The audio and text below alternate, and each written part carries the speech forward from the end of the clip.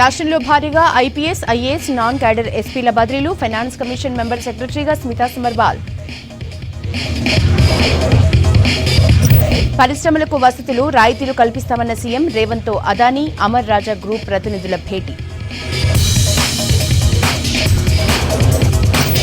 రవాణా ఛార్జీల భారం ప్రయాణికులపై మోపొద్దు, పొన్నంతో కలిసి ఆర్టీసీపై deputy CM review.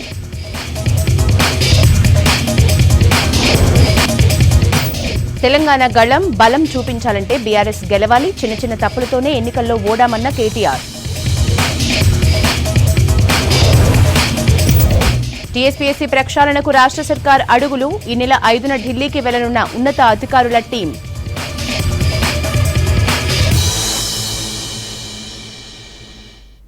హమర Hyderabad details చూద్దాం. తెలంగాణ రాష్ట్ర వ్యాప్తంగా 26 మంది ఐఏఎస్లను బదిలీ చేసింది ప్రభుత్వం. Smita Sabharwal state finance commission member కార్యదర్శిగా బదిలీ అయ్యారు. మిషన్ భగీరథ సహా సీఎంఓ పోస్టుల నుంచి ఆమెను ట్రాన్స్ఫర్ చేసింది సర్కార్. కృష్ణ భాస్కర్ ఫైనాన్స్ ప్లానింగ్ ప్రత్యేక కార్యదర్శిగా బదిలీ అయ్యారు.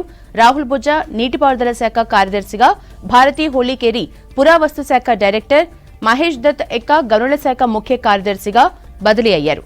సీఎం సెక్రటరీగా చంద్రశేఖర్ రెడ్డిని నియమించింది ప్రభుత్వం.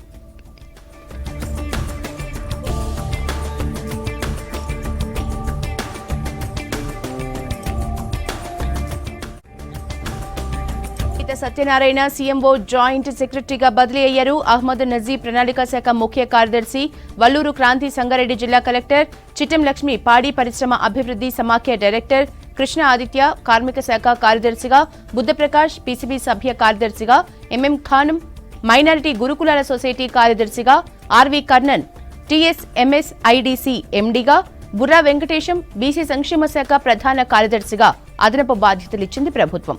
ఎం రఘునందన్ రావు జీఏడీ కార్యదర్శిగా, సందీప్ సుల్తానియా పంచాయతీరాజ్ ఆర్డీ కార్యదర్శి, ఎం ప్రశాంతి ఆయుష్ డైరెక్టర్, వేముల శ్రీనివాస్ సీఎం ఓఎస్డీగా బదిలీ అయ్యారు.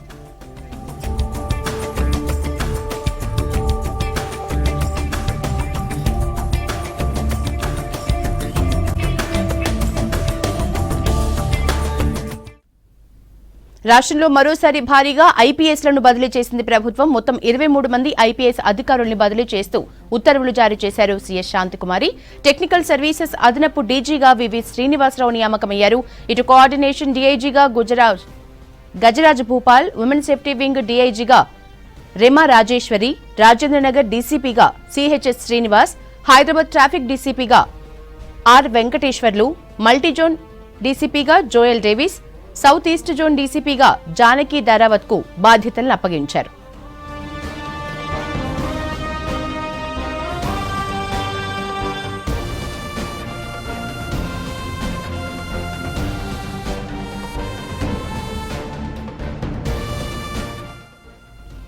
నిర్మల్ ఎస్పీగా జానకి షర్మిల, రామగుండం సిపిగా ఎల్ఎస్ చౌహాన్, మల్కాజిగిరి డీసీపీగా పద్మజ, ఖమ్మం సిపిగా సునీల్ దత్, సిఐడి ఎస్పీగా రాజేంద్ర ప్రసాద్, ట్రాన్స్కో ఎస్పీగా ఉదయ్ కుమార్ రెడ్డి, ఆదిలాబాద్ ఎస్పీగా గౌషా ఆలం, మాదాపూర్ డీసీపీగా వినీత్, ములుగు ఎస్పీగా శబరీష్, మేడ్చల్ డీసీపీగా నితికా పంత్, సిద్దిపేట ఎస్పీగా బి అనురాధ, ఎల్బీనగర్ డీసీపీగా ప్రవీణ్ కుమార్ బదిలీ అయ్యారు.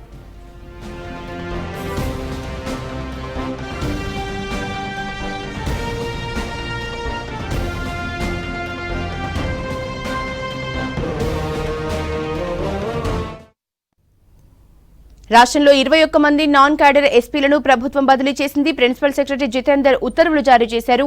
నార్కోటిక్స్ కంట్రోల్ సెల్ ఎస్పీగా కేసీఎస్ రాఘవీర్, అవినీతి నిరోధక శాఖ జాయింట్ డైరెక్టర్గా బి శ్రీనివాస్ రెడ్డి, ఇంటెలిజెన్స్ ఎస్పీగా K Prasanna, Hyderabad cyber crime డీసీపీగా శిల్పవల్లి, హైదరాబాద్ అడ్మిన్ డీసీపీగా మహమ్మద్ ఇక్బాల్ సిద్దిఖీ, టీఎస్పీఏ డిప్యూటీ డైరెక్టర్గా ఎన్ వెంకటేశ్వర్లు, ఇంటెలిజెన్స్ ఎస్పీగా Ravinder Reddy, TS cyber security bureau ఎస్పీగా దేవేంద్ర సింగ్ నియామకమయ్యారు.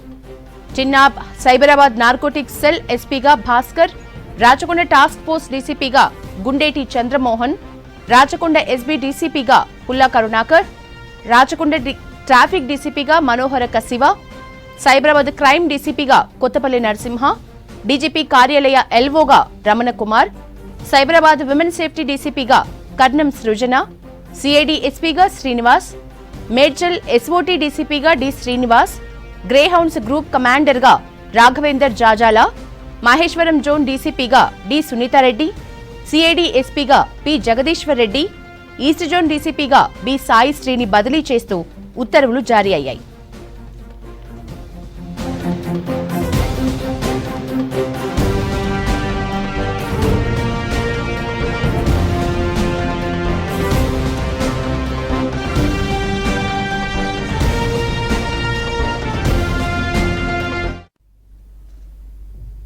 ఆర్టీసీ ప్రయాణికులపై అదనపు భారం మోపొద్దన్నారు డిప్యూటీ సీఎం భట్టి విక్రమార్క. ప్రత్యామ్నాయ మార్గాల్లో ఆర్థికంగా బలోపేతం కావాలని అధికారులకు సూచించారు. ఆర్టీసీ అధికారులతో మంత్రి పొన్నం ప్రభాకర్తో సమీక్ష నిర్వహించారు. సంస్థ ఆర్థిక వనరులు, మహాలక్ష్మి స్కీమ్, ప్రభుత్వ ఆర్థిక సాయంపై మంత్రులకు పవర్ పాయింట్ ప్రెజెంటేషన్పై వివరించారు అధికారులు. మహాలక్ష్మి పథకం ద్వారా 6.5 కోట్ల మంది ప్రయాణాలు చేయటం మంచి పరిణామమన్నారు మంత్రులు. సావిత్రిబాయి పూలే సేవలు మరవలేమన్నారు మంత్రి సీతక్క. పూలే స్ఫూర్తితోనే తాను ఈ స్థాయికి చేరుకున్నానని చెప్పారు. రవీంద్ర భారతిలో బీసీ మహిళా సంక్షేమ సంఘం ఆధ్వర్యంలో జరిగిన సావిత్రిబాయి పూలే 193వ జయంతి వేడుకల్లో పాల్గొన్నారు. మహిళలకు చదువుతోనే ఆత్మగౌరవం, ఆత్మవిశ్వాసం వస్తుందన్నారు. సావిత్రిబాయి సమాజం కోసమే కృషి చేసిందన్నారు బీసీ సంక్షేమ సంఘం జాతీయ అధ్యక్షులు జాజుల శ్రీనివాస్ గౌడ్. కార్యక్రమంలో నిర్వహించిన సాంస్కృతిక కార్యక్రమాలు అందరినీ ఆకట్టుకున్నాయి.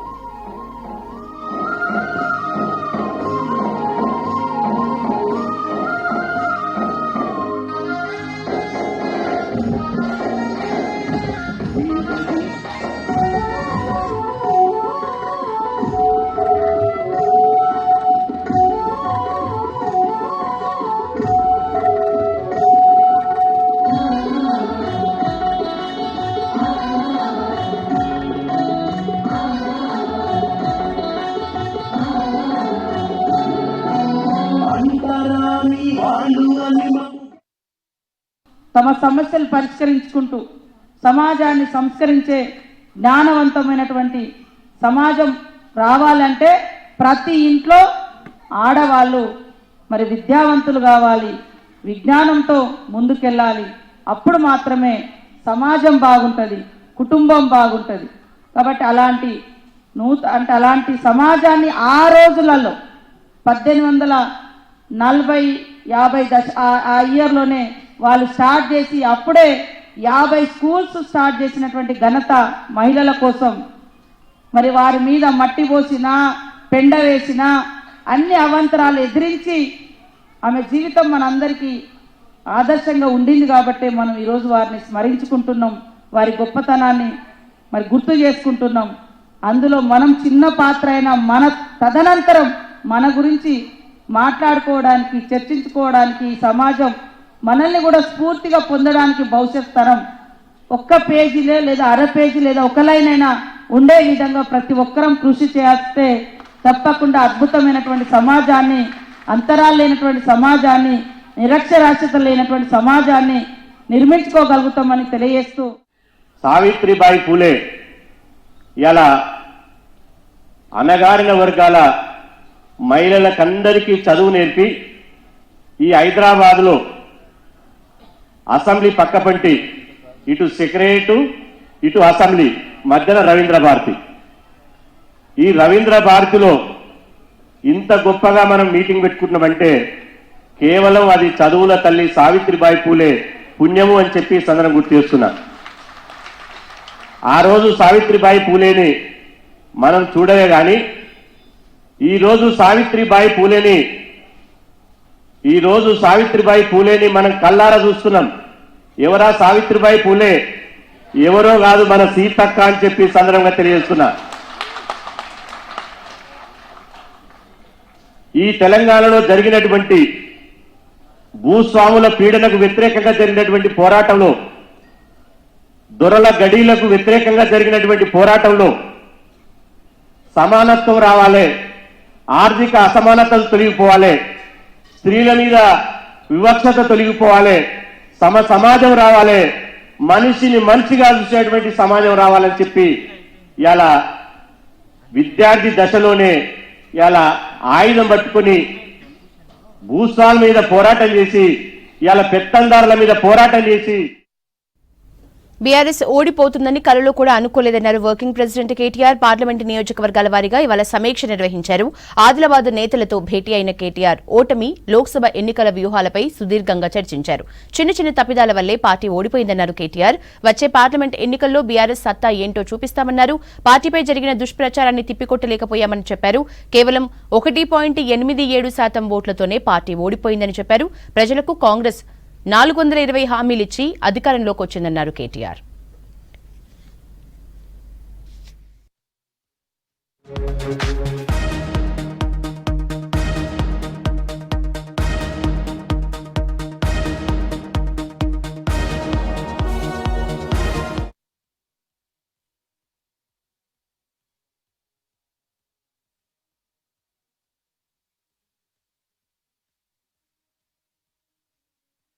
భారతదేశంలోనే అత్యధికంగా ప్రభుత్వ ఉద్యోగులకు జీతాలు ఇచ్చి ఆ విషయాన్ని కూడా వాళ్ళలో రిజిస్టర్ చేయడంలో చిన్న చిన్న లోటుపాట్లుంటే వాటిని కూడా సరిగ్గా మనం అడ్రస్ చేయలేకపోయినామనే మాటని, ఇక తర్వాత సహజంగా ఇంకా కొన్ని ఇతర అంశాలు కూడా పార్టీ సంస్థాగత నిర్మాణం గురించి కూడా వారు చెప్పారు. అయితే వారు చెప్పిన అల్టిమేట్ పాయింట్ ఏమిటిది అంటే తెలంగాణలో అభివృద్ధి జరిగింది అనే విషయంలో ఎలాంటి రెండో అభిప్రాయం ప్రజల్లో లేదు, పార్టీ కార్యకర్తల్లో లేదు. కానీ చిన్న చిన్న లోపాలు సవరించుకుంటే బాగుండేదేమో అనే మాటను వారు చెప్పడం జరిగింది. దాంతోపాటు ఇంకొక మాట కూడా వారు చెప్పినారు. ఆల్రెడీ కేసీఆర్ గారు ముఖ్యమంత్రిగా లేరు అనే మాట చాలామంది ఇవాళ ఇతర పార్టీలకు ఓటేసిన వాళ్ళని కూడా, కాంగ్రెస్ బీజేపీలకు ఓటేసిన వాళ్ళ ప్రజల్లో కూడా ఒక రకమైన దానివల్ల అయ్యో ఇట్లా జరుగుతుంది అనుకోలేదు మేము, మా దగ్గర ఉండే లోకల్ అభ్యర్థి మీదనో ఇంకోరి మీదనో కొంత వ్యతిరేకతతో ఓటేసినాం, కానీ కేసీఆర్ గారు ముఖ్యమంత్రిగా లేరు అనే మాటని జీర్ణించుకోలేకపోతున్నారనే మాట కూడా మా నాయకులు కార్యకర్తలు ఈరోజు అందరూ కూడా చెప్పడం జరిగింది. అందువల్లే ఇవాళ ఇంకొక మాట కూడా విశ్లేషించుకున్నాము. ఒకవైపేమో మాకు సంబంధించి ఏమేమి చిన్న చిన్న కరెక్షన్స్ చేసుకోవాలి ఆ విషయంలో కూడా మాట్లాడుకున్నాం. దాంతోపాటు మా మీద జరిగిన దుష్ప్రచారం, మా మీద జరిగిన మరి విష ప్రచారం, ప్రాపగాండా, ఫేక్ ప్రాపగాండా ఏదైతే జరిగిందో దాని విషయంలో కూడా చాలా తీవ్రమైన చర్చ జరిగింది. దాంతోపాటు ఇవాళ వచ్చిన ప్రతి కార్యకర్తకి ఈ పుస్తకం కూడా అందజేసినాం. కాంగ్రెస్ పార్టీ ఇచ్చింది మొన్న ఎన్నికల్లో 1-2 కాదు, సరిగ్గా 420 వాగ్దానాలు తెలంగాణ ప్రజలకు వాళ్ళు ఇచ్చింది, 420 హామీలు. సో ఇది కూడా ఒక పుస్తక రూపంలో ఎన్ని హామీలు ఇచ్చారు, వాళ్ళు యూత్ డిక్లరేషన్లో ఏం చెప్పారు, ఎస్సీ డిక్లరేషన్లో ఏం చెప్పినారు, ఎస్టీ డిక్లరేషన్లో ఏం చెప్పారు, మహిళా డిక్లరేషన్లో ఏం చెప్పినారు, అవన్నీ కూడా ఈ హామీలన్నింటినీ కూడా ప్రజల దగ్గరికి తీసుకొని పోతాము. 6 గ్యారంటీలే కాదు, 420 హామీలు ఇచ్చి ఏ రకంగా ప్రజలను మరి ఒక రకమైన వాతావరణ నిర్మాణం చేసి ఒక రకమైన మరి లేని వాతావరణాన్ని కృత్రిమమైన ఒక అనుకూలతను సానుకూలతను సృష్టించుకొని పోయినారో దాన్ని కూడా తప్పకుండా మరి ప్రజల దగ్గరికి తీసుకొని పోవాలి. కాబట్టి ఇదందరికీ కూడా మా కార్యకర్తలకి ఇది ఇంటింటికి చేరే విధంగా ఈ పుస్తకాన్ని కూడా అధికారంలోకి వస్తే కాళేశ్వరం ప్రాజెక్టులో అవినీతిపై చర్యలన్న సీఎం రేవంత్ ఎందుకు సైలెంట్ అయ్యారని ప్రశ్నించారు బీజేపీ నేత లక్ష్మణ్. సీబీఐ విచారణకు డిమాండ్ చేసిన రేవంత్ ఆ విషయంపై మాట్లాడడం లేదన్నారు. మేడిగడ్డపై కాంగ్రెస్ పవర్ పాయింట్ ప్రెజెంటేషన్ ప్రజలు చూస్తున్నారన్న లక్ష్మణ్ అవినీతికి అక్కడికే పరిమితం చేసేందుకు ప్రయత్నిస్తున్నారని విమర్శించారు. ఎన్నికల ముందు ఇచ్చిన హామీలేమిటి? మేము అధికారంలోకి వస్తే ఈ కాళేశ్వరంలో జరిగిన అవినీతిని, కుంభకోణాన్ని వెలికితీస్తాం, ఒక సిబిఐ ఎంక్వైరీ చేయించి దానికి బాధ్యులైన వాళ్ళందరి మీద కూడా కఠినంగా చర్యలు తీసుకుంటామని, లేదా వాళ్ళు బొక్కిన సొమ్మంతా కూడా కక్కించి ప్రజలకు పంచుతామని చెప్పారు. అంతటితో కాదు, ఏ అధికారులైతే ఈ మేడిగడ్డ బ్యారేజ్ కుంగిపోవడానికి కారణమైనారో ప్రజలను, ప్రభుత్వాన్ని తప్పుదో పట్టించినటువంటి వాళ్ళ మీద కఠినంగా చర్యలు తీసుకుంటామని చెప్పినటువంటి ఈనాటి మంత్రులు ఎన్నికల ముందు ఇచ్చిన హామీలు ఇవాళ మరి ఎందుకు ఇవాళ కూనీ రాగాలు తీస్తూ ఉన్నారు? సిబిఐ ఎంక్వైరీ కాదని, లేదా ఇవాళ జ్యుడిషియల్ ఎంక్వైరీ అని చెప్పి మాట మార్చడం, స్వయంగా రేవంత్ రెడ్డి గారు పిసిసి అధ్యక్షుని హోదాలో వారు సిబిఐ ఎంక్వైరీ వారు చేయిస్తామని చెప్పి ప్రకటించినటువంటి రేవంత్ రెడ్డి గారు జవాబు చెప్పాలి. మరి 1,00,000 కోట్లని మీరే చెప్పారు, ఇవాళ ఎందుకు కూనీ రాగాలు తీస్తారు? దాని వెనుకాల ఉన్న మతలబ్ ఏమిటి మిమ్మల్ని ప్రశ్నిస్తున్నాం. ఎందుకంటే రేపు పార్లమెంట్ ఎన్నికలు సమీపిస్తున్నాయి కాబట్టి ఏ ఒక్క విపక్ష కూటమి ఇవాళ నరేంద్ర మోడీ గారిని ఓడించాలి, అనేటువంటి ఏకైక ఎజెండా. ఎందుకు ఓడించాలి ఎజెండా లేదు. కాబట్టి ఇవాళ పార్లమెంట్ ఎన్నికల ముందు ఈరోజు పరోక్షంగా పరస్పరం సహకరించుకోవడానికే ఈరోజు బీఆర్ఎస్కి లొంగిపోతున్నారా? అయోధ్య రామ మందిరానికి తెలంగాణ నుండి ద్వారాలు విగ్రహాలు తయారు చేసే అవకాశం రావడం ఎంతో పుణ్యమన్నారు కరీంనగర్ ఎంపీ బండి సంజయ్. బోయిన్పల్లి అనురాధ టింబర్ డిపోలో తయారు చేసిన విగ్రహాలను పరిశీలించారు. కాళేశ్వరం ప్రాజెక్టు అవినీతిపై రాష్ట్ర ప్రభుత్వం సీబీఐ విచారణ ఎందుకు కోరటం లేదని ప్రశ్నించారు. కాంగ్రెస్ మంత్రులు కూడా బీఆర్ఎస్ మాదిరిగానే అహంకారంతో మాట్లాడుతున్నారని, అందుకే అతి తక్కువ సమయంలో కాంగ్రెస్ ప్రభుత్వంపై వ్యతిరేకత మొదలైందని అన్నారు. అయోధ్య రాముడు, ఆదర్శ రాముడు, అందాల రాముడు అని చెప్పి ఒక చరిత్ర చెప్తా ఉన్నదండి. ఇటువంటి ఒక పవిత్రమైన కార్యక్రమంలో ధార్మిక కార్యక్రమంలో ఆ అయోధ్య రాముల వారి యొక్క రామ మందిర నిర్మాణం కోసం నిర్మించినటువంటి ఏర్పాటు చేసినటువంటి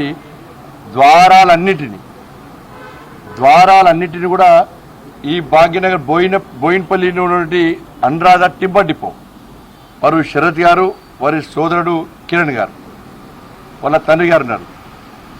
వీరందరికీ గతంలో యాదాద్రి దేవాలయం కానీ ఇతర అనేక దేవాలయాలకు సంబంధించి ఈ ద్వారాలు నిర్మించినటువంటి ఒక అనుభవం ఉంది. వారికి దాని మీద అవగాహన ఉంది కాబట్టి దాన్ని గుర్తించి అయోధ్యలో రామ మందిరం కోసం ఏర్పడేసినటువంటి అన్ని ద్వారాలను కూడా వారికే ఆ సేవ చేసే అవకాశం రావడం నిజంగా చాలా అదృష్టం. వారం రోజుల నుంచి చూస్తున్నాను నేను. సేమ్ బీఆర్ఎస్ పార్టీలో చెప్పారు కాంగ్రెస్ పార్టీ వాళ్ళు. సేమ్ వాళ్ళ వ్యవహార శైలి, వాళ్ళ నడవడిక, వాళ్ళు ఏమంటారు వాటిని ముఖవలికలు అవి చూస్తుంటే సేమ్ బీఆర్ఎస్ పార్టీ కానీ తయారవుతారు వాళ్ళు. ఇప్పుడే అతి తక్కువ సమయంలో ప్రజలు కూడా వ్యతిరేక స్టార్ట్ అయింది వాళ్ళ మీద. ఈ భాషతోనే విపక్షాలు సూచన సలహాలు ఇచ్చినప్పుడు, వాళ్ళు విమర్శించినప్పుడు అదే స్థాయిలో పొలైట్ ఇవ్వాలి. ఎవరికి ఇప్పుడు మాట్లాడే వాళ్ళు అందరు ఉన్నారు కదా, మీరు పేర్లు చెప్పారు కదా, ఎవరి కోవటో అందరూ తెలుసు ప్రజలకు. ఎవరి కోవటో ప్రజలందరూ తెలుసు. మీకు అదృష్టం ఉన్నది, అధికారంలోకి వచ్చారు. మీరు దేనికోసం కొట్లాడారు? నిరుద్యోగ సమస్య మీద కొట్లాడారా? రైతు రుణమాఫీ మీద కొట్లాడారా? ఇప్పుడు అధికారం వచ్చాక కాళేశ్వరం పోగొడుతుంది. మళ్ళీ రీడిజన్ అంటారు దాని వల్ల. ఇక మళ్ళీ స్టార్ట్ వెళ్ళి ఒక డిజైన్ అంటే వాళ్ళు మార్చింది వీళ్ళు మార్చారు, వీళ్ళు మార్చినప్పుడు వీళ్ళు మారుస్తారు. కాబట్టి దయచేసి మళ్ళీ కాంగ్రెస్ పార్టీ నాయకులు విజ్ఞప్తి చేస్తున్నారు. మొన్ననే ప్రభుత్వం ఏర్పడ్డది మీది. ఏర్పడ్డ తర్వాత మీ మీద కోపం ఎవరికి లేదు, నాకైతే కోపం లేదు. ఎందుకంటే ఒక మూర్ఖతో పాలన పీడ విరగలేదు అనుకున్నాను. ఆ కుటుంబ రాజ్యం పీకింది అనుకో, పీడ విరగదు అనుకున్నా, కుటుంబ రాజ్యం పీకింది అనుకున్నా. ఇంకా కొన్ని వేర్లు ఉన్నాయి, బీఆర్ఎస్ కొన్ని వేర్లు ఉన్నాయి. వాటిని కూకటి వేలతో పెకిలించడానికి భారతీయ జనతా పార్టీ సిద్ధంగా ఉంది. కాబట్టి మీరు మొన్ననే ప్రభుత్వం ఏర్పాటు చేసిన కాబట్టి మేము కూడా సమన్వయంతో ప్రశాంతంగా మేము సహకరించే ప్రయత్నం చేస్తామని చెప్పినాం. టీఎస్పీఎస్సీ ప్రక్షాళనపై సర్కార్ ముందడుగు వేస్తోంది. ఈ నెల 5న ఢిల్లీ వెళ్లనుంది ఉన్నతాధికారుల టీం. యూపీఎస్సీ పనితీరుపై అధ్యయనం చేస్తుంది. నదీం వాణిప్రసాద్ ఐఏఎస్ అధికారులు ఈ టీంలో ఉన్నారు. ఇప్పటికే కేరళ వెళ్లి వచ్చారు అనితా రామచంద్రన్ టీం. కేరళలో పనిచేస్తున్న కమిషన్పై అధ్యయనం చేశారు. ఢిల్లీ టూర్ తర్వాత పూర్తి స్థాయి నివేదిక ఇవ్వనున్నామని అధికారుల బృందం చెప్పారు. ఉద్యోగ నియామకాలు సమర్థవంతంగా నియమించేందుకు ఇతర రాష్ట్రాల్లో అధ్యయనం చేయాలని గతంలోనే సూచించారు సీఎం రేవంత్.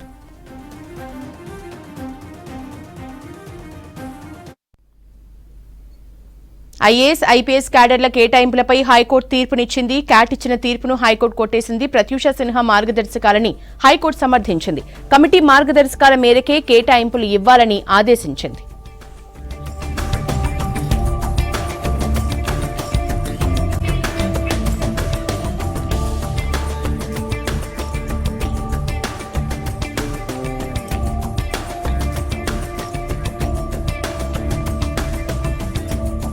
అయోధ్యలో రామమందిరానికి జనవరి 22న ప్రాణ ప్రతిష్ఠ జరగనుంది. దీంతో అయోధ్య నుంచి తెచ్చిన అక్షింతల కలశానికి హైదరాబాద్ నాగోల్, బండ్లగూడ, సహభావన టౌన్షిప్ లో ఘనంగా స్వాగతం పలికారు. రామనామంతో భజనలు చేస్తూ ర్యాలీ నిర్వహించారు భక్తులు. పవిత్రమైన అక్షింతలని ప్రతి ఇంటింటికి పంచారు. అయోధ్య నుంచి అక్షింతల కలశం రావటం, అక్షింతలు పంచే అదృష్టం తమకు దక్కిందని ఆనందం వ్యక్తం చేస్తున్నారు శ్రీ రామ జన్మభూమి తీర్థక్షేత్ర ట్రస్ట్ సభ్యులు. मेरी झोपड़ी के भाग आज खुल जाएंगे।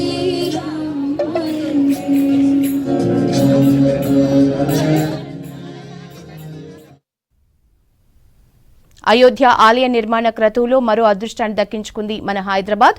రాములోరి పాదుకలు సిటీలోని ఓల్డ్ బోయిన్పల్లి డివిజన్లోని హస్మత్పేటలో తయారవుతున్నాయి. లోహ శిల్పి పిట్టంపల్లి రామలింగాచారి ఏర్పాటు చేసిన శ్రీ మధ్విరాట్ కళాకుటీర్లో అయోధ్య రామ పాదుకలను రూపొందించారు. 6 నిపుణులైన శిల్పులు 25 రోజుల పాటు శ్రమించి పంచలోహాలతో పాదుకలను తయారు చేశారు. దీనిపై మరిన్ని డీటెయిల్స్ రిపోర్టర్ మౌనిక అందిస్తారు. అయోధ్యలో ఎంతో సుందరంగా నిర్మిస్తున్న రాములోరి ఆలయం మరికొద్ది రోజుల్లో ప్రారంభం కానుంది. ఈ ఆలయం చూసేందుకు ప్రతి హిందువు కూడా ఎంతో ఆశగా ఎదురు చూస్తున్నారు. ఇప్పటికే నగరంకి చెందిన ఓ టింబర్ డిపో స్వామివారి ఆలయానికి చెందిన 118 ద్వారాలను నిర్మించింది. ఇదే దిశగా ప్రజెంట్ ఓల్డ్ బోయిన్పల్లికి చెందిన ఓ కళాకారుడు స్వామివారి పాదుకలను తయారు చేస్తున్నారు. ఆ పాదుకల విశేషాలు ఏంటి, ఎన్ని రోజులు పట్టింది తెలుసుకుందాం. ప్రజెంట్ మనతో పాటు పిట్టంపల్లి రామలింగాచారి గారు ఉన్న వారితో మాట్లాడదాం. హైదరాబాద్ నుంచే కాదు దేశవ్యాప్తంగా కూడా ఎంతోమంది ఒక్కసారైనా ఆలయానికి వెళ్ళి రామయ్యని దర్శించుకుందామని వెయిట్ చేస్తున్నారు. బట్ మీకు నేరుగా స్వామివారి పాదకుల్ని తయారు చేసే అవకాశం కలిగింది. మీకు ఏ విధంగా అనిపిస్తుంది? ముఖ్యంగా ఈ ఆర్డర్ ఎట్లా వచ్చింది, ఎప్పుడు వచ్చింది? సీతారామచంద్ర వారి సేవా ట్రస్ట్ అని ఉన్నది ఒకటి హైదరాబాద్లో.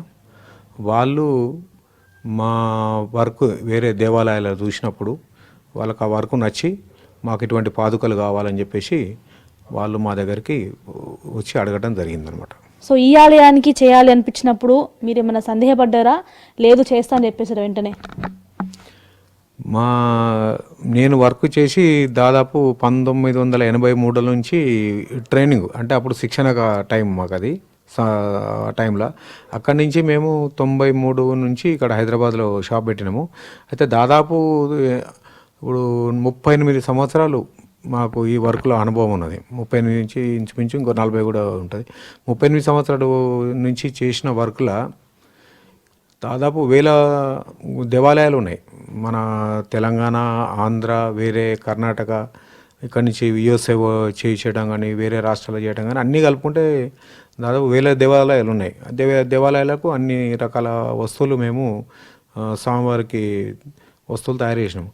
కానీ ఎన్ని చేసినా కానీ ఇంకో కొన్ని వేలు చేసినా కానీ భారతదేశంలోనే కాదు, ఈ జనవరి 22 తారీఖు నాడు పునర్ప్రతిష్టాపన, ఇది కొత్త టెంపుల్ అని అనుకోవాల్సిన అవసరం లేదు, ఎందుకంటే మన మొదలు టెంపుల్ ఉంది మనకు. అది అయోధ్యలో శ్రీరామచంద్ర వాళ్ళు జన్మించిన స్థలంలో అయోధ్య రామాలయంలో కడుతున్నారు. ఆ గుడికి మేము చేస్తున్నాం అని అంటే అది మేము ఒక పదాలలో చెప్పలేని ఆనందము, ఆ సంతోషము, ఇదంతా పాలు పంచుకోవటానికి మా బోయినపల్లి ప్రజలందరూ మేము చేసుకున్న పుణ్యము ఇదే కాలంలో. ఆదిపురుషుడి పాదకులు తయారు చేసేటప్పుడు ఎట్లాంటి నియమాలు పాటించారు? ఇది ఇట్లనే ఉండాలి, ఇది ఇట్లా ఉండొద్దు అనేది మీకు వాళ్ళు చెప్పిర్రా, లేదా మీరే గ్రంథాలు కానీ ఇలాంటివన్నీ కూడా సెర్చ్ చేసి చేయడం జరిగిందా? వాళ్ళు ఏం చేశారంటే వాళ్ళ దగ్గర ఏదో పాతది ఒకటి పాదుకల జత ఉంటే తీసుకొచ్చి చూపించారు. సో ఫోటో చూపించారు, డైరెక్ట్ చూపిస్తే దాని మీద చూసుకున్నప్పుడు దానికి చాలా తేడాలు ఉన్నాయి. అంటే దాని మీద సంపూర్ణంగా అన్ని కళలు లేవు, ముద్రలు లేవు. రాముల వారు, శ్రీరామచంద్ర వారు విష్ణుమూర్తి.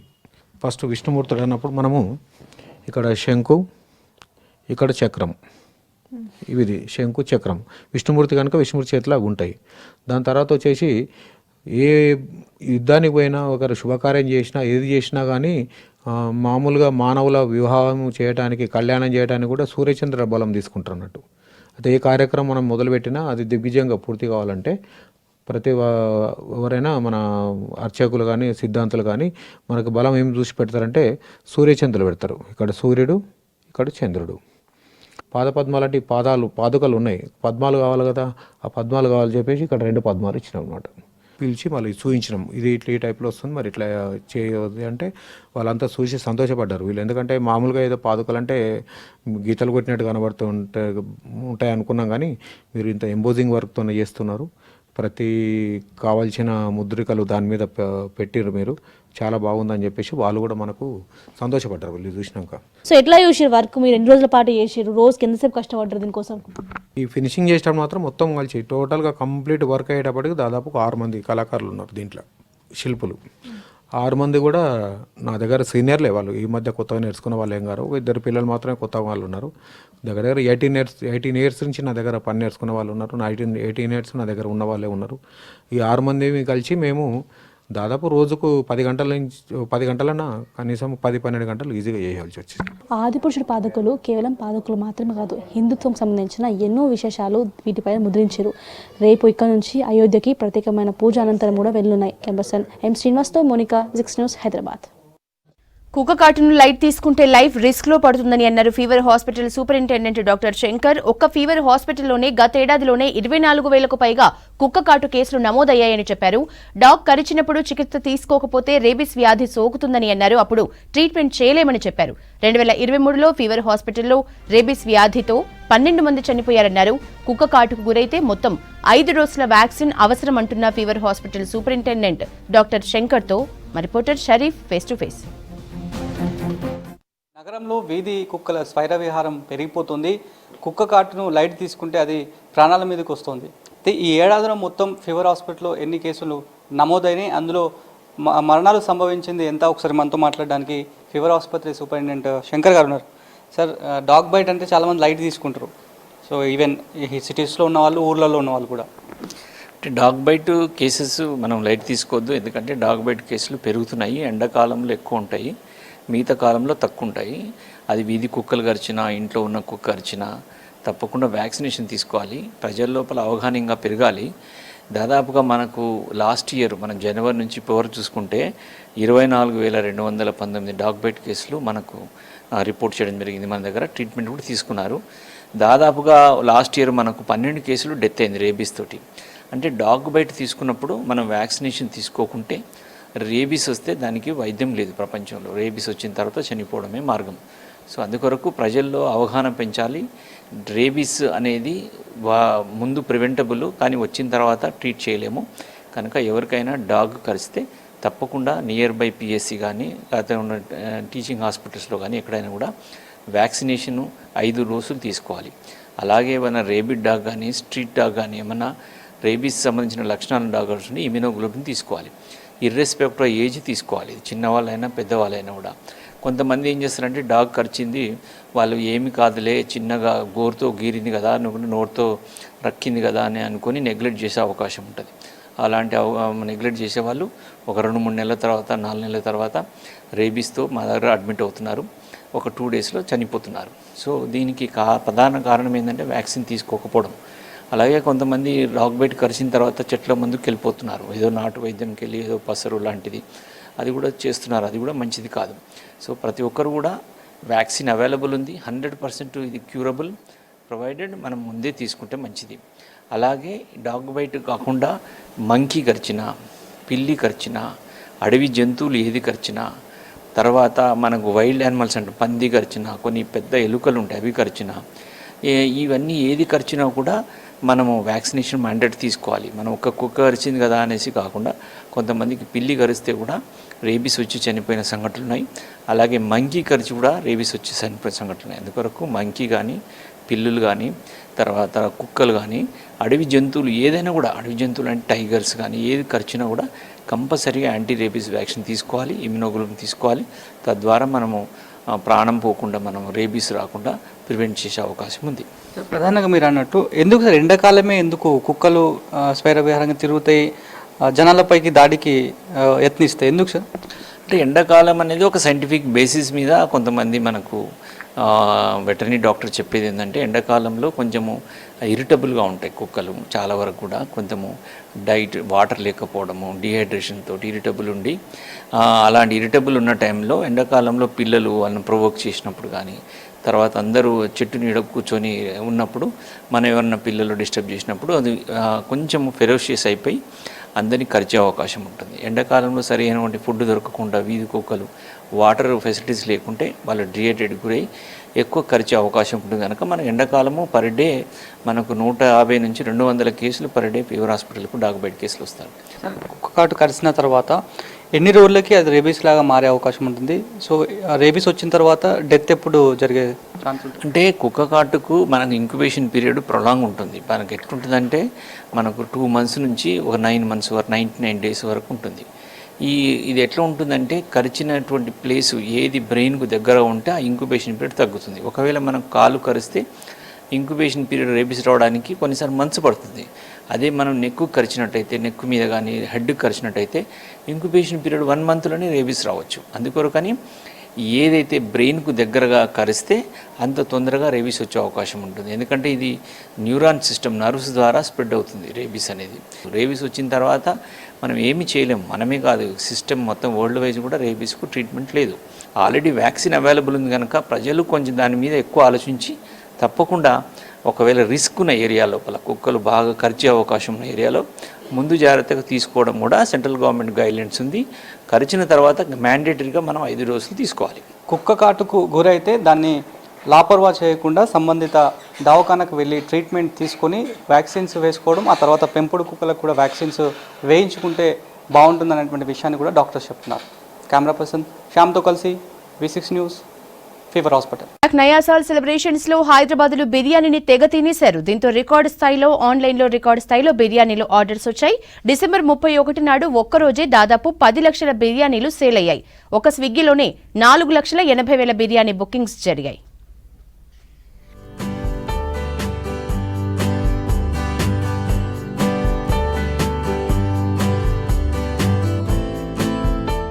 బిర్యానీ అనగానే అందరికీ గుర్తొచ్చేది మన హైదరాబాద్ మహానగరం. విదేశీయులతో పాటు ఇతర రాష్ట్రాల వారు సిటీకి వస్తే బిర్యానీ టేస్ట్ చూడకుండా వెళ్లరు. ఇక మన వాళ్ల సంగతి మళ్లీ చెప్పాల్సిన అవసరం లేదు. ఏ సెలబ్రేషన్లైనా ఫుడ్ మెనూలో బిర్యానీ ఉండాల్సిందే. ఇక న్యూ ఇయర్ వేడుకల్లో అయితే లిక్కర్ కొనుగోళ్లతో పాటు బిర్యానీలకు ఆర్డర్లు పెట్టడంలో పోటీ పడ్డారు సిటీ పబ్లిక్. దీంతో సిటీలో డిసెంబర్ 31 ఒక్కరోజే దాదాపు 10 లక్షల బిర్యానీలు ఆర్డర్లు వచ్చాయి. ఒక్క స్విగ్గీలోనే 4,80,000 బిర్యానీ ఆర్డర్లు వచ్చాయి. ఒక నిమిషానికి దాదాపు 1,244 బిర్యానీలు ఆర్డర్ పెట్టి గత రికార్డులను తిరగరాశారు.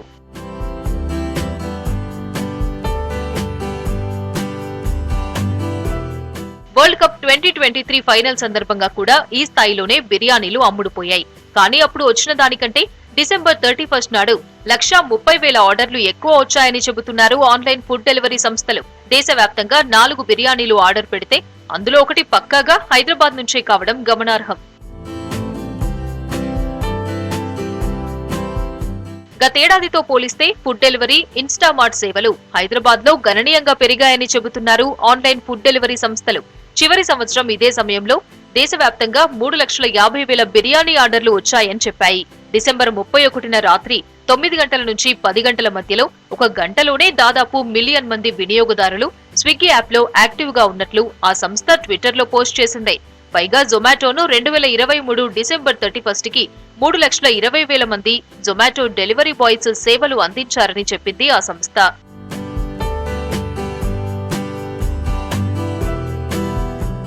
ఒక్క స్విగ్గీలోనే 4,80,000 బిర్యానీ ఆర్డర్లు వచ్చాయంటే మిగతా యాప్స్ తో పాటు టేకవేలో మరింత ఎక్కువ మంది తీసుకెళ్లారంటున్నారు రెస్టారెంట్ నిర్వాహకులు. బిర్యానీతో పాటు డిసెంబర్ 31 నాడు ఒక్కరోజే 4 లక్షల చికెన్, 30,000 క్వింటాళ్ల మటన్ ను ఖతం చేసిండ్రు మన హైదరాబాదీలో.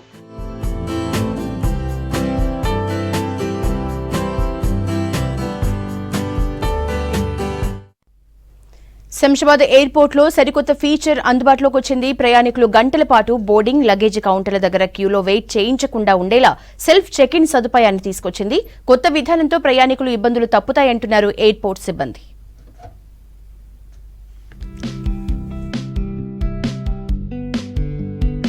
శంషాబాద్ లోని రాజీవ్ గాంధీ ఇంటర్నేషనల్ ఎయిర్పోర్ట్ కు వచ్చే ప్రయాణికులకు ప్రయాణాన్ని మరింత సులువు చేసింది యాజమాన్యం. గంటల పాటు బోర్డింగ్ పాస్, లగేజీ కౌంటర్ల దగ్గర క్యూలో వెయిట్ చేయించకుండా ఉండేలా అత్యాధునిక సెల్ఫ్ చెక్ ఇన్ సదుపాయాన్ని తీసుకొచ్చింది. దీంతో ప్రయాణికులు కార్ పార్కింగ్ ప్రాంతంలోనే పాస్లు, బోర్డింగ్ పాస్లు పొందే అవకాశం కల్పించింది.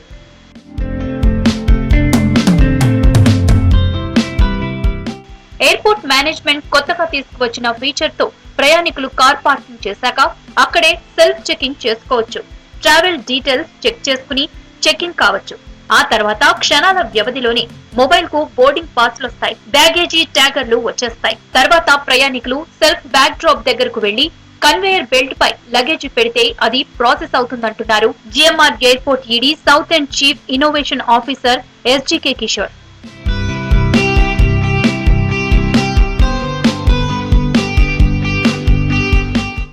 లగేజీ బ్యాగులకు ట్యాగులు ప్రయాణికులే వేయాల్సి ఉంటుంది. ట్యాగుల ప్రక్రియ పూర్తయి అధికారులు స్లిప్లు జారీ చేశాక సంబంధిత ఎయిర్లైన్లకు ధృవీకరణ సందేశం వెళ్తోందంటున్నారు అధికారులు. ఈ సరికొత్త ఫీచర్ అయిన సిటీ సైడ్ చెక్-ఇన్ తో ప్రయాణికులకు ఇబ్బందులు తగ్గుతాయని చెబుతున్నారు అధికారులు. ఇన్నాళ్లు బోర్డింగ్ పాస్, లగేజీ కౌంటర్ల దగ్గర గంటలకు పైగా వెయిట్ చేసిన తమకు కొత్త విధానంతో ఈజీగా ట్రావెల్ చేసే అవకాశం కలిగిందంటున్నారు ట్రావెలర్లు.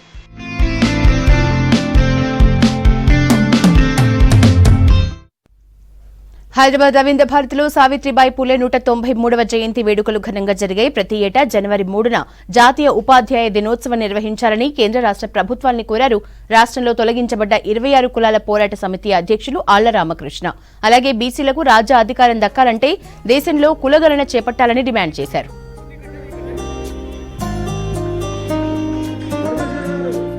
భారతదేశంకి మహామనిషి, బీసీ కులాల్లో పుట్టిన మహాత్మా జ్యోతిరావు పూలే భార్యగా ఆయన దగ్గరే విద్యను అభ్యసించి మరి స్త్రీలోకానికి ఆదర్శంగా స్త్రీలందరూ చదువుకోవాలని అనేక కార్యక్రమాలు, అనేక రచనలు చేసి స్త్రీలకు ఎంతో స్ఫూర్తినిచ్చిన సావిత్రిబాయి పూలే గారి దినోత్సవం ఇవాళ జరుపుకోవడం చాలా ఆనందంగా ఉంది.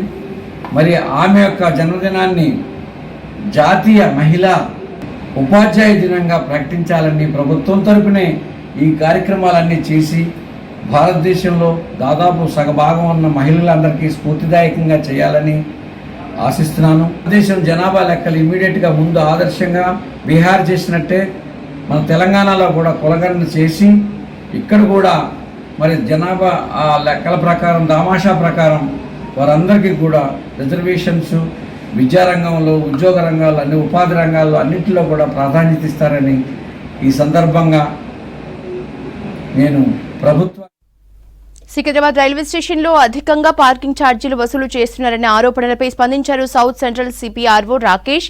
వాహనాలకు పార్కింగ్ ఫీజు 40 నుంచి 50 రూపాయలు మాత్రమే ఉంటుందని చెప్పారు. ఓవర్ స్టే పార్కింగ్ లో 30 నిమిషాలకు పైన ఉన్న వారికి 500 రూపాయల ఫైన్ ఉంటుందని చెప్తున్నారు. దీనిపై మరింత సమాచారం హరిత అందిస్తారు. సౌత్ సెంట్రల్ రైల్వేకి సంబంధించి సికింద్రాబాద్ రైల్వే స్టేషన్ అనేది లక్షల మంది రోజు ట్రావెల్ చేస్తుంటారు. అయితే ఇక్కడ ప్రధానంగా రీసెంట్గా వినిపిస్తుంది పార్కింగ్ విషయంలో అదనపు ఛార్జెస్ తీసుకుంటున్నారని. అసలు దీనిపైన క్లారిటీ తీసుకుందాం. మనతో పాటు south central railway CPRO Rakesh గారు ఉన్నారు. సార్ చెప్పండి, అసలు ఈ పార్కింగ్ విషయంలో 500 తీసుకుంటున్నారు, తక్కువ ఒక 5-10 నిమిషాలు ఉన్నా కూడా అని వార్తలు వస్తున్నాయి. అసలు దీని మీద క్లారిటీ ఇవ్వండి. లేదండి, ఏవైతే మీరు 500 రూపీస్ అని చెప్తున్నారో that is not parking charges కాదండి, అది over stay charges. Over stay charges అంటే బేసికలీ మన సికింద్రాబాద్ వైపు ప్లాట్ఫామ్ 10 వైపు చూసుకుంటే ఎవరైనా ప్యాసింజర్స్ ఎంటర్ అయినప్పుడు they are given a slip wherein వాళ్ళు 8 మినిట్స్ లోపల వాళ్ళు పోయి ప్యాసింజర్ని డ్రాప్ చేయాలనుకున్నా, లేకుంటే వాళ్ళు ఏమైనా బంధువులు వస్తున్నా తీసుకురావడానికి 8 మినిట్స్ వరకు ఫ్రీగా ఇచ్చారు.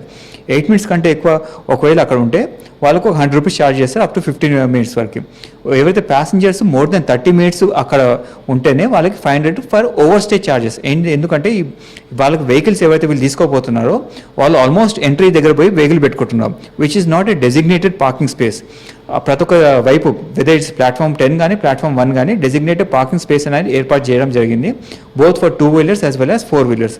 ఎవరైనా ప్యాసింజర్స్ అక్కడ పోయి వాళ్ళ వెహికల్ని పార్క్ చేసుకుంటే there is no problem at all. For example మనకు ఒక కార్ 4 వీలర్ తీసుకుపోయి పార్కింగ్ ఏరియాలో పెట్టుకుంటే వాళ్ళకి 2 అవర్స్ వరకు ఇట్స్ ఓన్లీ 50 రూపీస్, ప్రతి ఒక్క 1 అవర్ తర్వాత ఇట్స్ ఓన్లీ 25 రూపీస్ అడిషనలీ. అలానే 2 వీలర్స్ పరంగా చూసుకుంటే parking charges for first 2 hours are only 15 rupees, 15 రూపాయలు మాత్రమే. ఏవైతే మీరు మాట్లాడుతున్నారో వీళ్ళందరూ కూడా ఏం చేస్తున్నారంటే మనకి మెయిన్ ఎంట్రన్స్ దగ్గర పోయి పార్క్ కాన్కోర్స్ ఏరియాలోనే పార్క్ అక్కడ పెట్టేస్తున్నారు, which is not a permitted space for parking the vehicles. It's only meant for ఒక మూవింగ్ ట్రాఫిక్ అనేది ఉండాలి. ఇందాక మీరు చెప్పినట్లు సికింద్రాబాద్ లాంటి స్టేషన్లో almost daily 2 to 3 lakh passengers వస్తూ పోతుంటారు. అలాంటప్పుడు ఎవరైనా సరే ఆ ప్రైమ్ ఏరియాలో వచ్చేసి వెహికల్ పెట్టేసుకుంటే తోటి ప్రయాణికులకు it will be very inconvenient. ఆ మూవ్మెంట్ అని మొత్తం హెల్డప్ అయి ఉంటుంది, because that is the most ఫ్రీక్వెంటెడ్ space కాబట్టి దాన్ని ఎప్పుడూ ఫ్లోటింగ్లోనే ఉండాలి and it should be moving. ఆ ఉద్దేశంతోనే ఏం చేశామంటే ఇనీషియల్లీ ఎవరైతే ప్యాసింజర్స్ ఉన్నారో వాళ్ళందరూ కూడా ఫ్రీగా పోయేటట్లు టైమింగ్ ఇచ్చాము. అది కాకుండా ఎవరికైనా ప్యాసింజర్స్ ఇంకా దానికంటే ఎక్కువ ఉండాలనుకుంటే డెఫినెట్లీ డెసిగ్నేటెడ్ స్పేస్ అనేది ఏర్పాటు చేశాము where passengers can go and park their vehicles. అది చేయకుండా ఇలా చేసినప్పుడే దెన్ దిస్ పెనాల్టీ అనేది ఓవర్స్టీ చార్జెస్ అనేది అప్లై అవుతుందండి. ఓకే సార్, అంటే ఇప్పుడు మన సికింద్రాబాద్ రైల్వే స్టేషన్లో ఎంత పార్కింగ్ స్పేస్ ఉంది, అంటే డైలీ ఎంత వరకు మనకి రష్ వస్తుంటుంది? రద్దీని దృష్టిలో పెట్టుకొని ఇందాక చెప్పినట్లు బోత్ ప్లాట్ఫామ్ 10 వైపు కూడా ఏర్పాటు చేయడం జరిగింది, యాజ్ వెల్ యాజ్ ప్లాట్ఫామ్ 1 వైపు కూడా పార్కింగ్ స్పేస్ అనేది ఏర్పాటు చేయాలి. నాట్ ఓన్లీ కార్స్కి కాకుండా బోత్ ఫర్ కార్స్కి కానీ ఆటోస్ కానీ as well as for 2 wheelers ప్రతి ఒక్క వెహికల్ని దృష్టిలో పెట్టుకొని దానికి ప్యాసింజర్స్ ఉన్న రద్దీని దృష్టిలో పెట్టుకొని పార్కింగ్ స్పేస్ అని ప్రాపర్లీ అలాట్ చేయడం జరిగింది ఎట్ నామినల్ రేట్స్. ఎవరైనా ప్యాసింజర్స్ ఈ స్టేషన్స్కి వచ్చినప్పుడు they should be able to easily park the vehicles at nominal rates. ఆ ఉద్దేశంతోనే ఇవన్నీ కూడా స్పేసెస్ ఏర్పాటు చేయడం జరిగింది. అంటే ఈ కొత్త చార్జెస్ అదనపు 500 ఎక్స్ట్రా ఏదైతే ఉంటుందో దానికి సంబంధించి సైన్ బోర్డ్స్ ఏమైనా ఏర్పాటు చేయడం జరిగిందా? డెఫినెట్లీ అండి, ఇందాక చెప్పినట్లు when ever you entering the station platform number 10 వైపు నుంచి every passenger is given a slip.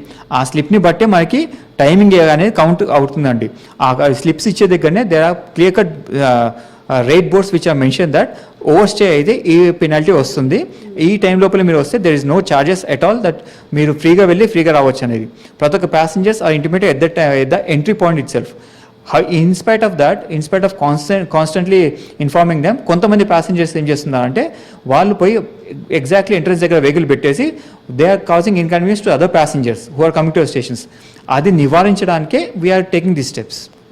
Thank you sir. Thank you. Yes, ఇది మొత్తంగా అయితే సికింద్రాబాద్ ప్రధాన రైల్వే స్టేషన్ వద్ద అదనంగా ఛార్జ్ చేస్తున్న 500 అనేది మిస్యూజ్ అవుతోంది. అట్లాగే ఇచ్చిన టైం కంటే ఎక్కువసేపు ఉంటేనే ఈ 500 అనేది ఛార్జ్ చేస్తున్నట్టు అధికారులు చెప్తున్నారు. కెమెరా పర్సన్ శ్రీనివాస్తో హరిత, V6 న్యూస్, హైదరాబాద్. రంగారెడ్డి జిల్లా రాజేంద్రనగర్లో సావిత్రిబాయి పులే జయంతి వేడుకలు ఘనంగా జరిగాయి. ప్రభుత్వ జూనియర్ కాలేజ్ దగ్గర ఆమె చిత్రపటానికి పూలమాలలు వేసి నివాళులర్పించారు. విద్యతోనే సమాజం రూపురేఖలు మార్చగలమన్నారు Mahatma Jyotirao Phule committee vice chairman Vemula Ramakrishna. Mahatma Jyotirao Phule విగ్రహాలను ట్యాంక్ బండ్పై నెలకొల్పాలని డిమాండ్ చేశారు. ఈరోజు సావిత్రిబాయి పులే జయంతితో పాటు స్త్రీ ఉపాధ్యాయుల దినోత్సవం కూడా జరుపుకోవాలని చెప్పి కూడా రాష్ట్ర ప్రభుత్వం కూడా అధికారికంగా నిర్వహించాలని చెప్పి రాష్ట్ర ప్రభుత్వం నిర్వహించారు. ఈరోజు ఎంతో అవమానాలు, చీకటి రోజులది. భర్త కాలం చేస్తే స్త్రీ కూడా పాటు కాలం చేయాల్సిన ఆ రోజుల్లో స్త్రీలు చదువుకుంటారా? స్త్రీలు చదువుకునే సంస్కృతి మన భారతదేశంలో ఉందా అని ఎన్నో అవమానాలు చేశారు. ఆ రోజు కంటకాడి పెట్టి ఆ అమ్మ నన్ను ఎక్కడ పడితే అక్కడ అవమానిస్తున్నారు, నన్ను పెండతో కొడుతున్నారు, నన్ను పుస్తకాలు చేసుకోవనిస్తలేరు అని చెప్తే ఎక్కడైతే అణిచివేత ఉంటుందో, ఎక్కడైతే అవమానం ఉంటుందో అక్కడే నాయకత్వం ఉంటుంది అని చెప్పి ధైర్యం చెప్పిన వ్యక్తి జ్యోతిరావు పూలే. ఇవి Hamara Hyderabad updates. Stay tuned to V6 news as it is.